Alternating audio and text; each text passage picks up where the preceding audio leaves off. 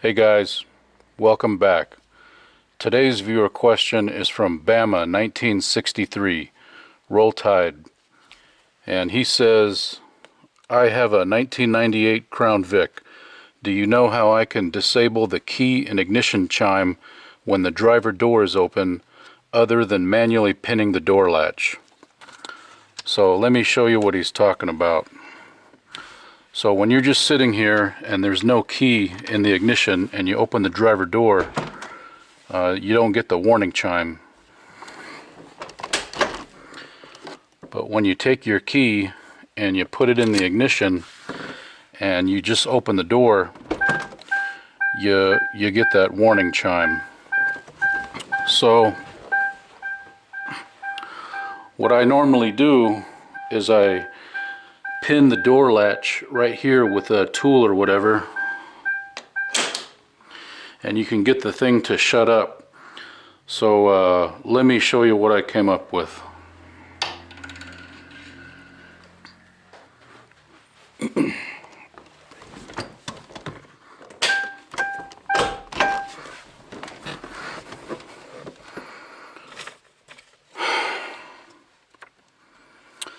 So I did some research, and my first thought was just to unplug the dinger, and it turns out the donger is soldered on the back side of the instrument cluster in here. And I thought that might be a little bit of work to get to, and if you ever wanted to reverse it and put it back, that would be twice the work to do that. So this is what I came up with. So get yourself a toothpick, and what you're going to do with it is you're going to feel underneath the steering column for a hole. And even if you do have a flashlight, you're probably not going to be able to get your head under here. So it's one of those things where you just need to find the hole by feel, and then you're just going to stick your thing in the hole. And I skipped a step. So the first thing you got to do is turn the key to the run position, but don't start the engine. So you'll hear the fuel pump prime. So once you get the key in the run position, put your thing in this little hole, and you're looking for the pin release.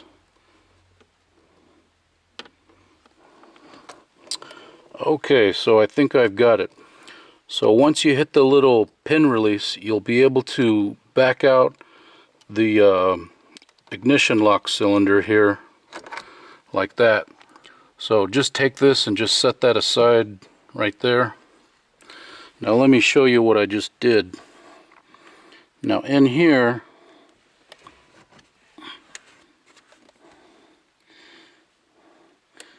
you'll be able to see where the ignition lock went, and you can see my little wooden toothpick. See, I'm playing just the tip right now. Stick it in, pull it out, stick it in, pull it out. So that's the angle that you have to put this stick in there to hit the pin release for the ignition lock cylinder.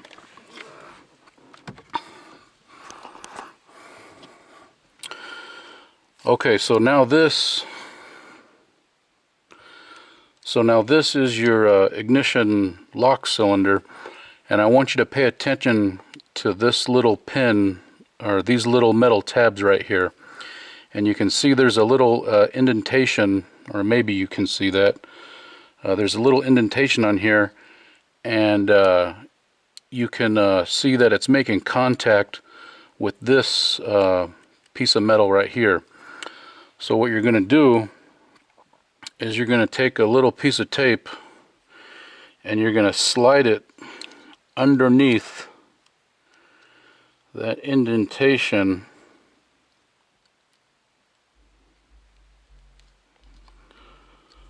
so that it looks something like that. And put that piece of tape on there. So you can see what I've done. I put the piece of tape underneath that pin, or underneath this little tab, so that it doesn't make contact with this pin. And all that's doing is it's breaking the circuit so it doesn't ground out to activate the warning chime. And then all you got to do is put it back in the same way you took it out.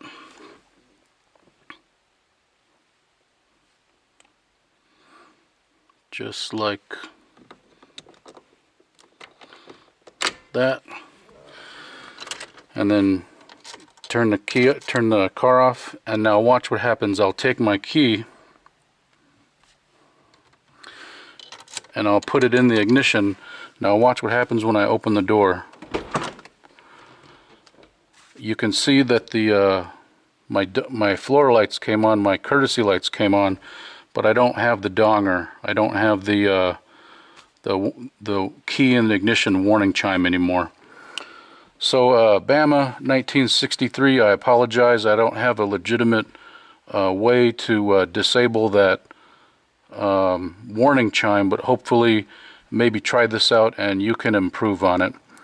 Alright, that's pretty much it. Thanks for watching. We'll see you next time. Bye-bye.